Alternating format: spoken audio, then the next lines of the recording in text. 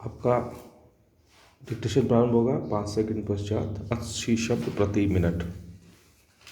तैयार रहिए।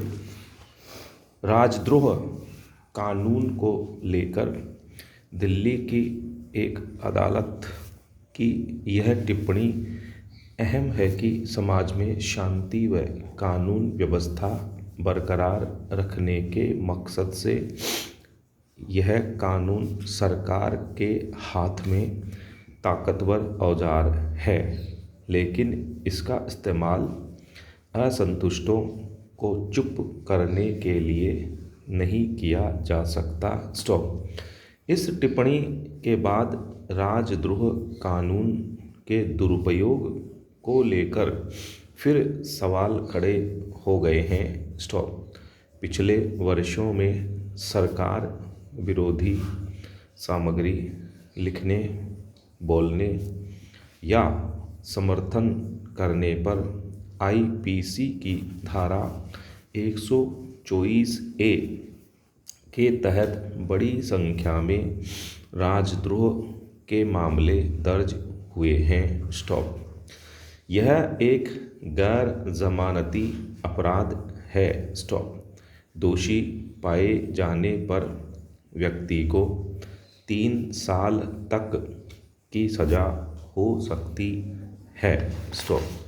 संबंधित व्यक्ति सरकारी नौकरी के लिए अयोग्य हो सकता है। स्टॉप। इसीलिए जब तब इस कानून के दुरुपयोग की बातें भी होती रहती हैं। स्टॉप। विधि आयोग भी 3 बार इस धारा की समीक्षा की बात कह चुका है। स्टॉप। यह भी तथ्य है कि केंद्र सरकार ने जुलाई 2019 में राजद्रोह कानून खत्म करने से यह कहते हुए साफ मना कर दिया था कि राष्ट्र विरोधी, पृथकतावादी और आतंककारी तत्वों से निपटने के लिए इस कानून की ज़रूरत है। स्टॉप। दूसरी ओर इस कानून को लेकर सरकारों के नज़रिए की तस्वीर देखिए। स्टॉप। तमिलनाडु के कुडनकुलम में एक गांव पर तो इसलिए देशद्रोह कानून थोप दिया गया क्योंकि वे वहां परमाणु संयंत्र बनाए जाने के पक्ष में नहीं थे। स्टॉप। इसी तरह 2014 में झारखंड में विस्थापन का विरोध कर रहे आदिवासियों पर भी देशद्रोह कानून लगा दिया गया था। स्टॉप। 2020 में राजद्रोह के 70 से अधिक मामले सामने आए, जबकि 2019 में देश भर में 93 मामले दर्ज हुए। स्टॉप। इनमें कर्नाटक और उत्तर प्रदेश के लोग सबसे ज़्यादा प्रभावित थे। स्टॉप। संविधान का अनुच्छेद 19 नागरिकों को अभिव्यक्ति की आज़ादी देता है, किंतु इस पर निश्चित प्रतिबंध भी हैं। स्टॉप। पैरा।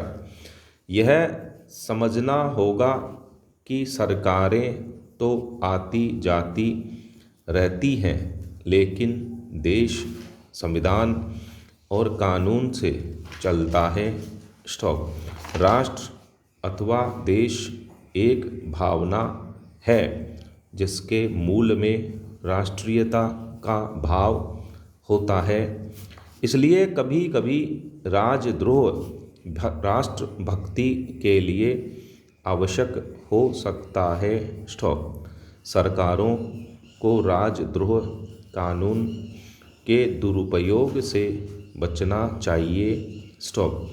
सुप्रीम कोर्ट ने भी व्यवस्था दी थी कि सरकार की आलोचना या प्रशासन पर टिप्पणी से राजद्रोह का मुकदमा नहीं बनता। स्टॉप। यह तभी बनेगा जब किसी व्यक्ति या किसी समूह द्वारा देश की क्षेत्रीय अखंडता और संप्रभुता पर सवाल खड़ा किया गया हो। स्टॉप। गणतंत्र में संवैधानिक मूल्यों की रक्षा जरूरी है, अन्यथा हम में और राजतंत्र में क्या अंतर रह जाएगा। स्टॉप।